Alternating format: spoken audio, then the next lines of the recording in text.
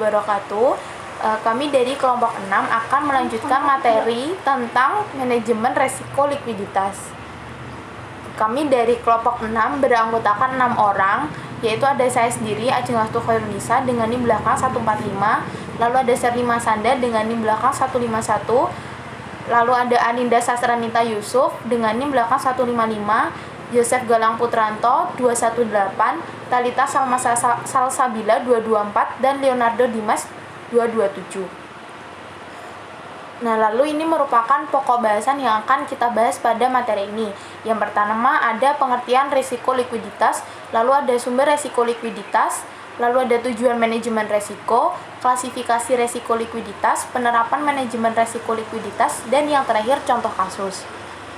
Nah, yang pertama saya akan menjelaskan tentang pengertian dari risiko likuiditas.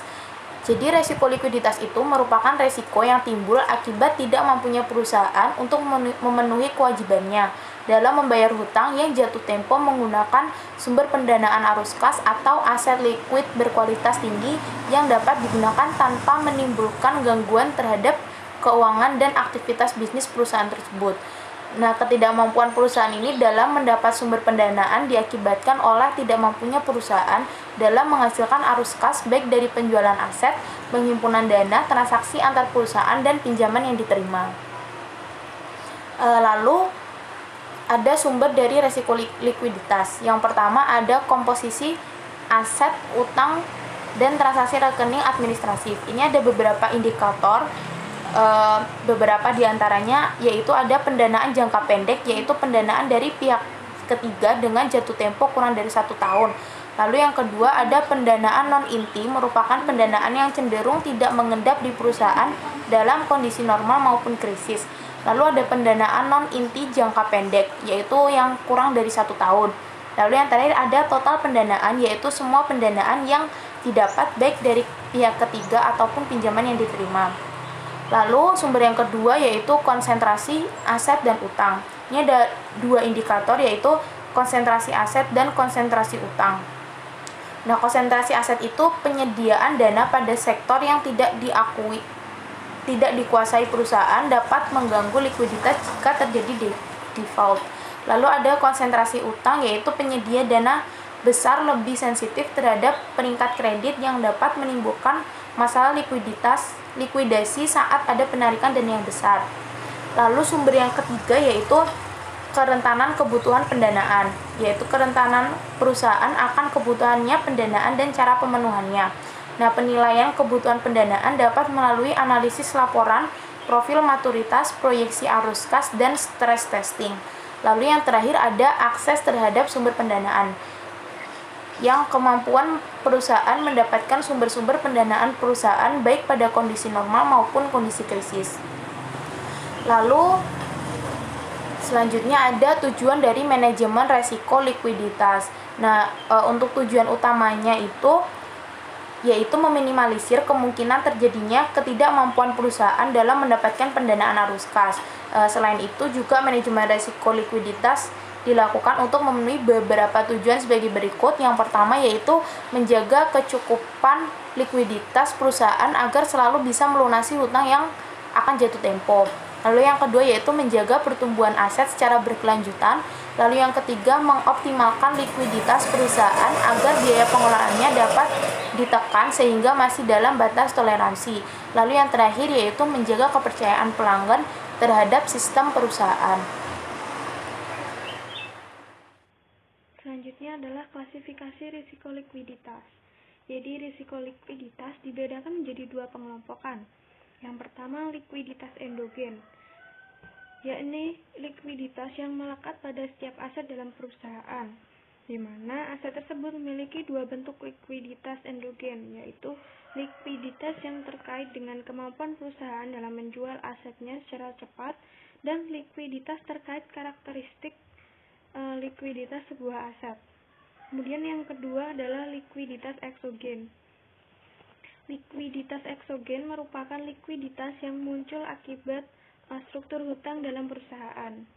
Dalam hal ini, perusahaan yang bertumbuh pada pendanaan jangka pendek memiliki risiko likuiditas yang lebih besar daripada perusahaan yang menggunakan pendanaan seimbang antara pendanaan jangka pendek, dan jangka panjang.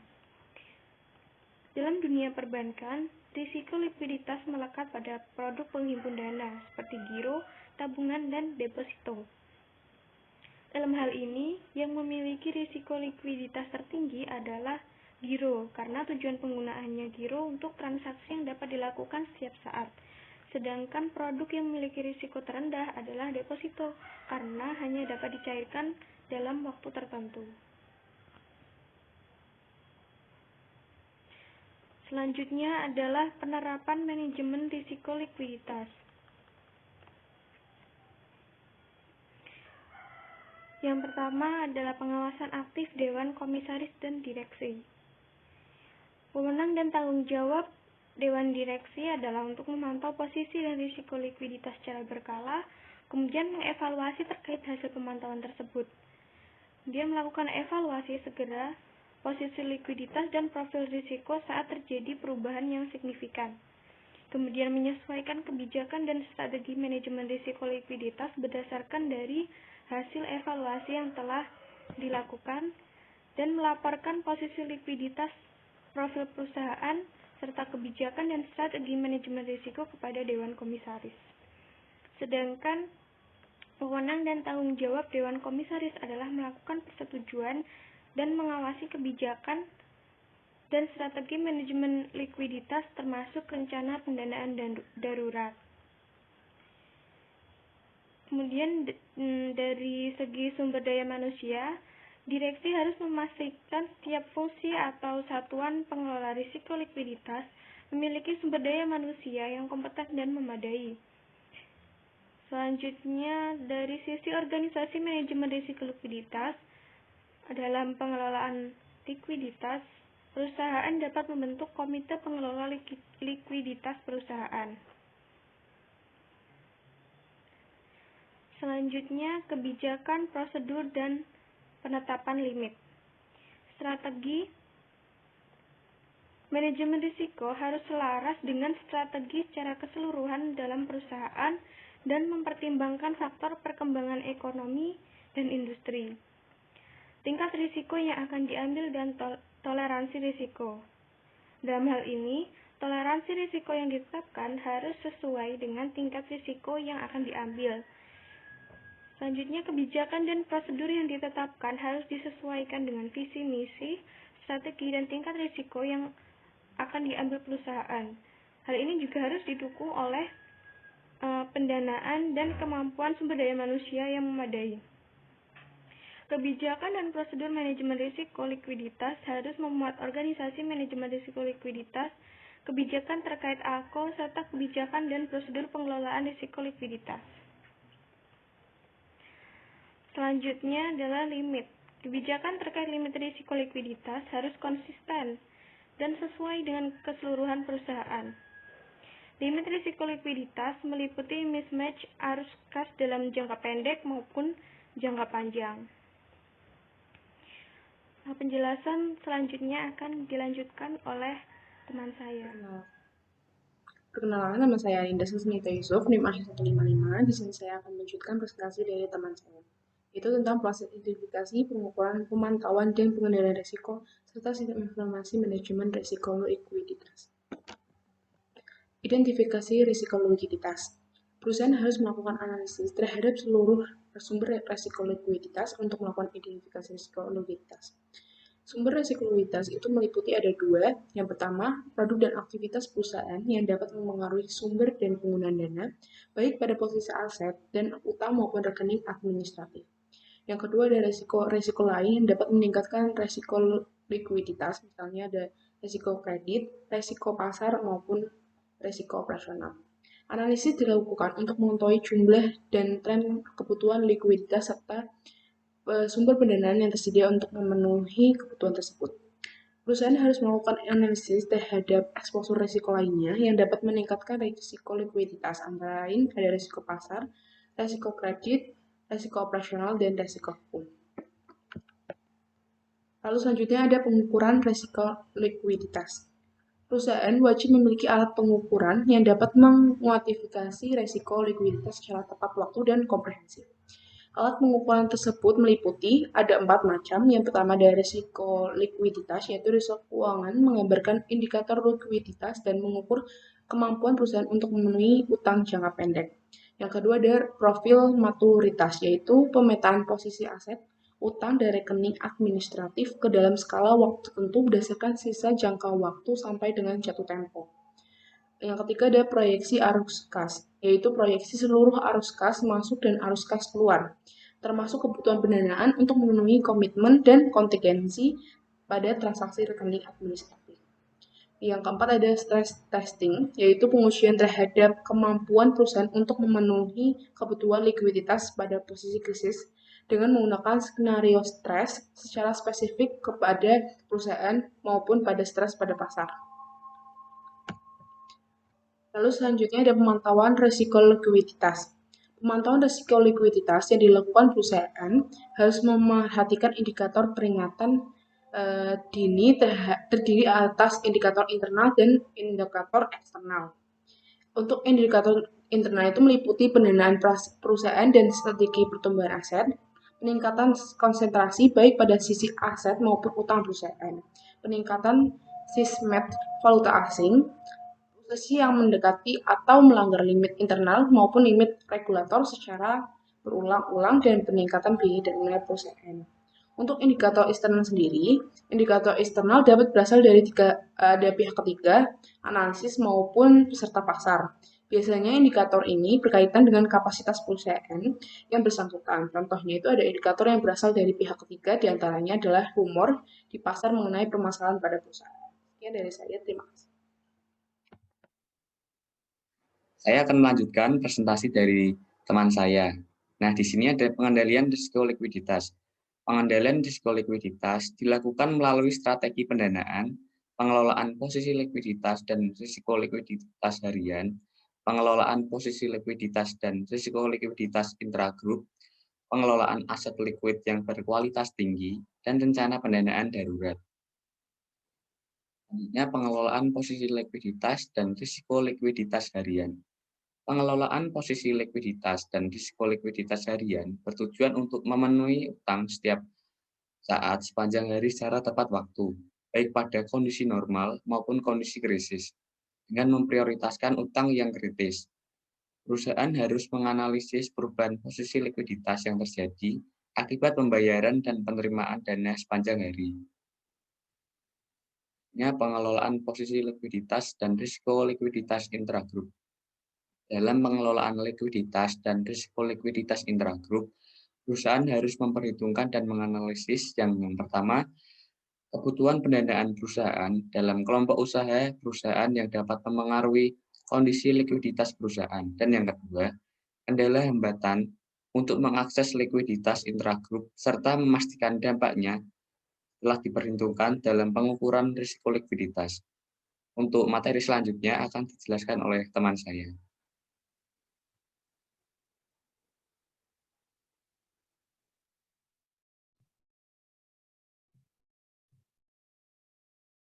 Assalamualaikum warahmatullahi wabarakatuh. Perkenalkan, nama saya Talita Salma Salsabila dengan NIM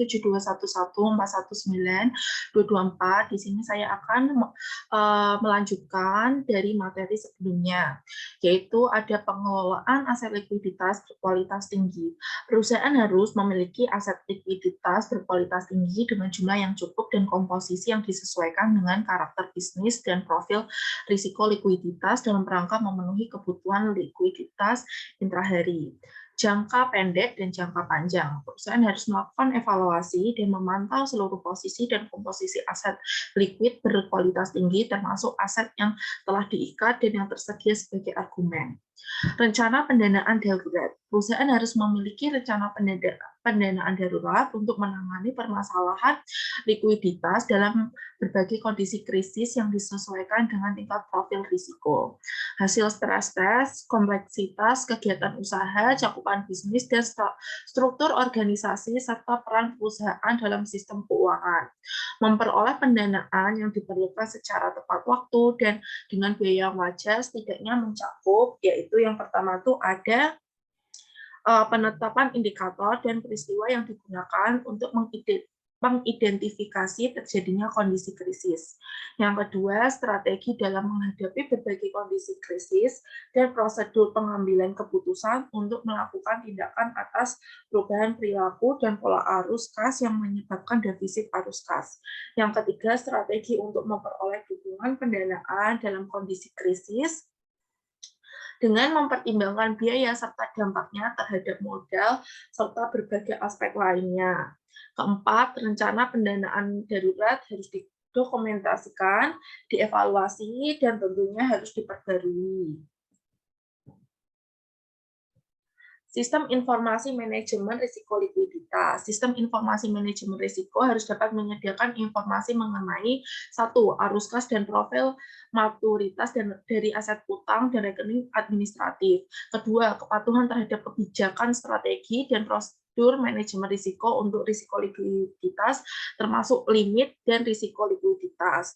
Ketiga, ada laporan profil risiko dan tren likuiditas untuk kepentingan manajemen secara tepat waktu. Keempat, informasi yang dapat digunakan untuk keperluan stress testing.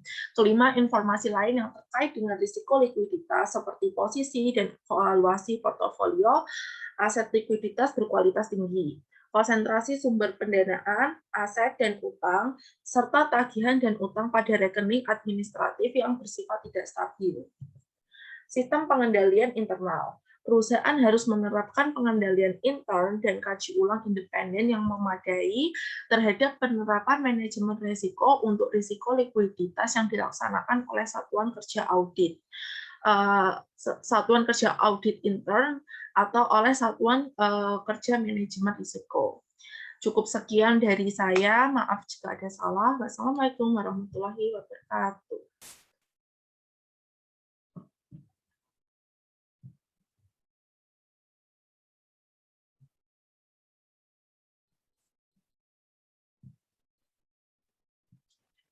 Assalamualaikum warahmatullahi wabarakatuh. Saya Leonardo Dimas Aryo Wibowo, NIM akhir 227, akan melanjutkan penjelasan materi manajemen risiko likuiditas yang telah dipaparkan oleh teman saya sebelumnya, yaitu sistem pengendalian internal. Pengendalian internal terhadap proses penerapan manajemen risiko untuk risiko likuiditas dilakukan oleh SKAI. Antara lain mencakup kecukupan tata kelola risiko likuiditas, termasuk pengawasan Dewan Komisaris dan Direksi. Kecukupan kerangka manajemen risiko untuk risiko likuiditas. Kemudian yang ketiga adalah kecukupan limit risiko likuiditas. Sebagai informasi tambahan, limit harus sesuai dengan rencana pendanaan darurat, seperti yang dipaparkan oleh teman saya sebelumnya pada slide 19. Fungsinya untuk memastikan bahwa rencana pendanaan darurat harus ditetapkan secara efektif. Penerapan limit dapat meliputi antara lain limit mismatch, arus kas, jangka pendek, dan jangka panjang. Termasuk arus kas yang berasal dari posisi rekening administratif, limit konsentrasi pada aset dan kewajiban, pinjaman overnight, dan rasio-rasio likuiditas lainnya. Kemudian sebagai informasi tambahan juga di dalam manajemen risiko ternyata juga ada sistem informasi manajemen risiko yang isinya untuk manajemen risiko likuiditas adalah arus kas dan profil maturitas dari aset kewajiban dan rekening administratif. Yang kedua ada kepatuhan terhadap kebijakan, strategi, dan prosedur manajemen risiko likuiditas, termasuk limit dan risiko dan rasio likuiditas. Yang ketiga ada laporan profil risiko dan tren likuiditas untuk kepentingan manajemen secara tepat waktu. Kemudian yang keempat atau yang terakhir adalah kecukupan proses dan sistem manajemen risiko serta sumber daya manusia pada fungsi atau unit yang menerapkan manajemen risiko likuiditas. Oke, selanjutnya yaitu kaji ulang independen dan dilakukan oleh Satuan Kerja Manajemen Risiko, antara lain mencakup kepatuhan pada kebijakan dan prosedur manajemen risiko untuk risiko likuiditas, termasuk dalam pengelolaan posisi likuiditas dan risiko likuiditas, komposisi aset dan utang, aset berkualitas tinggi, dan kepatuhan pada limit. Kecukupan metode asumsi dan indikator pengukuran risiko likuiditas, termasuk stress testing. Kinerja modal pengukuran risiko likuiditas diantaranya berdasarkan perbandingan antara hasil pengukuran risiko likuiditas dengan nilai aktual. Kelemahan yang teridentifikasi dalam pengendalian intern dan kaji ulang independen harus dilaporkan kepada pihak yang berwenang untuk ditindaklanjuti.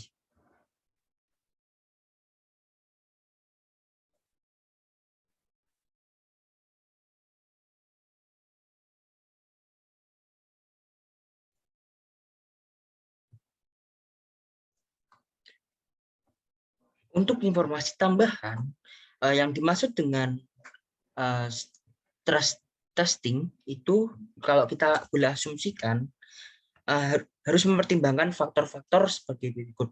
Kemungkinan perubahan perilaku pihak lawan dan atau nasabah yang dapat mempengaruhi arus kas. Ini untuk kasus bank. Sebagai informasi tambahan untuk kasus risiko likuiditas di bank. Kemudian yang kedua adalah kemungkinan perubahan perilaku dari perilaku pasar lainnya sebagai respon dari kondisi krisis di pasar.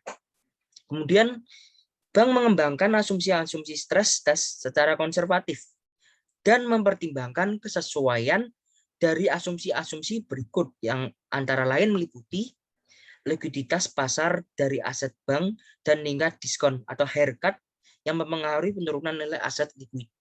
Yang kedua, penurunan sumber pendanaan baik dari sisi jumlah maupun jenis. Jumlah yang kemudian selanjutnya adalah jumlah pendanaan dari pasar dengan atau tanpa agunan, secure atau unsecure. Dan yang keempat adalah penambahan margin call atau agunan. Kelima, jumlah klaim kontingensi dan penarikan fasilitas komitmen oleh pihak lawan dan atau nasabah. Dan selanjutnya, kebutuhan likuiditas yang terkait dengan produk atau transaksi yang kompleks. Besarnya tingkat penurunan peringkat bank, jumlah pendanaan intragrup, ketersediaan jaminan untuk memperoleh fasilitas likuiditas dari pihak lain. Dan yang terakhir, pertumbuhan neraca di masa yang akan datang. Dan ini ada analisa atau analisis sensitivitas atas hasil stress test. Dalam proses identifikasi dan analisis faktor-faktor yang dapat berdampak pada posisi likuiditas, bank dapat melakukan analisis sensitivitas atas hasil stress test untuk asumsi-asumsi tertentu, sehingga dapat diperoleh informasi tambahan mengenai tingkat kerentanan bank terhadap faktor-faktor tertentu.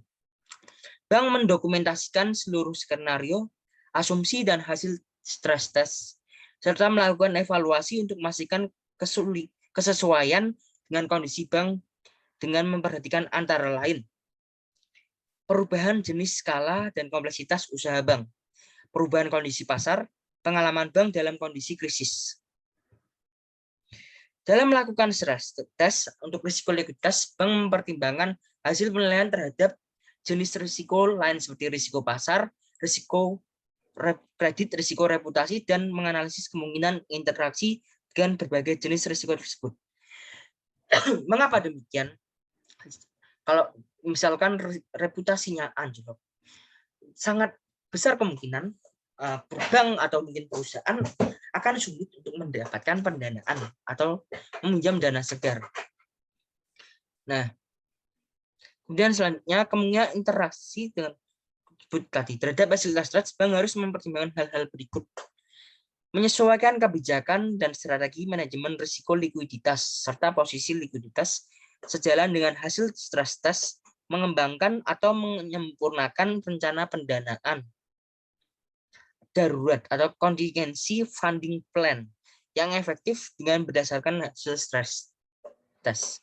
Kemudian yang terakhir adalah menggunakan hasil stress test secara eksplisit dalam penetapan limit hasil stres, dan tindak lanjut atas stress test tersebut dilaporkan kepada direksi. Dan untuk slide selanjutnya kita akan membahas contoh kasus. Contoh kasus ini ada kasus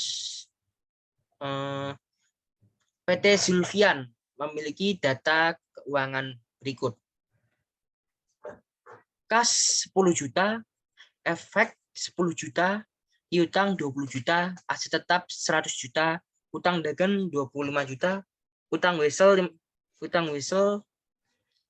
15 juta, utang jangka panjang 40 juta, saham biasa 60 juta, dan laba ditahan 20 juta. Berapakah total aset PT Zulfian dan hitung rasio likuiditasnya? Total aset adalah jumlah dari kas, efek, piutang, barang, dan aset tetap. Total aset 10 juta ditambah 10 juta tambah 20 juta tambah 20 juta tambah 100 juta tambah 160 juta.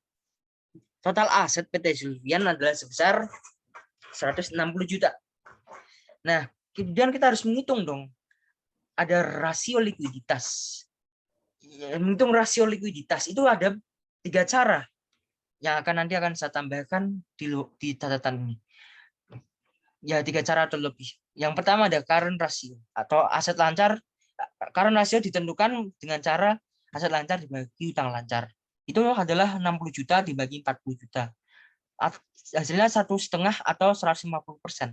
Kemudian quick ratio atau aset lancar dikurangi persediaan atau utang lancar. Aset lancar dikurangi persediaan dibagi utang lancar. Ya, berarti 60 juta kurangi 20 juta dibagi 40 juta. Hasilnya adalah 1 atau 100%. Kemudian yang terakhir adalah kita harus menentukan rasio cash. Cash ratio itu adalah menghitungkan likuiditas untuk yang melibatkan kas perusahaan. Manfaatnya mirip dengan current ratio dan quick ratio, yaitu mengetahui kemampuan perusahaan untuk melunasi kewajiban jangka pendeknya dengan menjadikan kas sebagai acuan. Ini adalah cara perhitungannya, yaitu kas ditambah surat berharga dibagi dengan utang lancar. Misalnya 100 juta, misalnya 5 juta, misalnya 5 juta,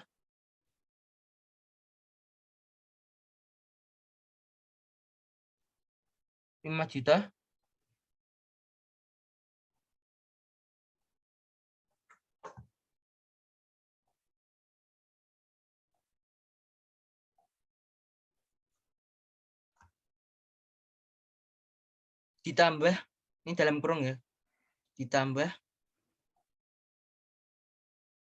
3 juta,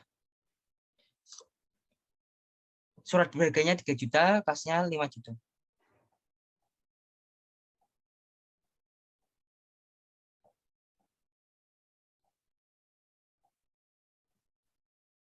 Dibagi dengan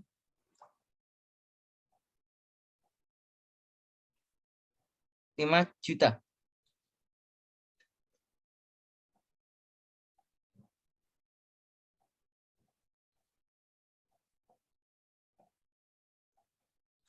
Hasilnya adalah 1,6.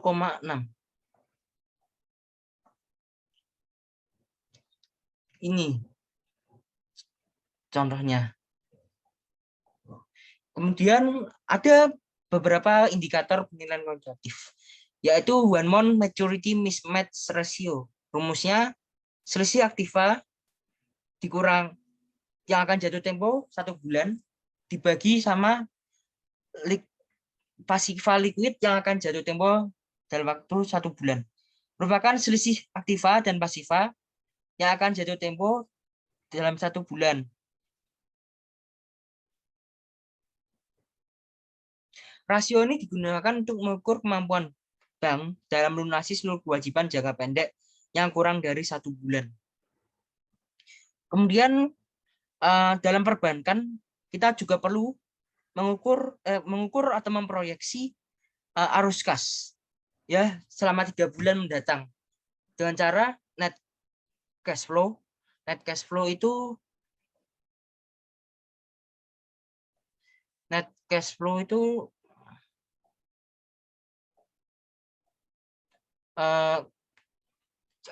kas masuk dikurangi kas keluar. Net cash flow, kas masuk dikurangi kas keluar dibagi dengan DPK atau dana pihak ketiga untuk memperoleh informasi terkait DPK. Bisa kita lihat pada halaman atau portal website di lembaga penjamin simpanan atau pada laporan keuangan bank.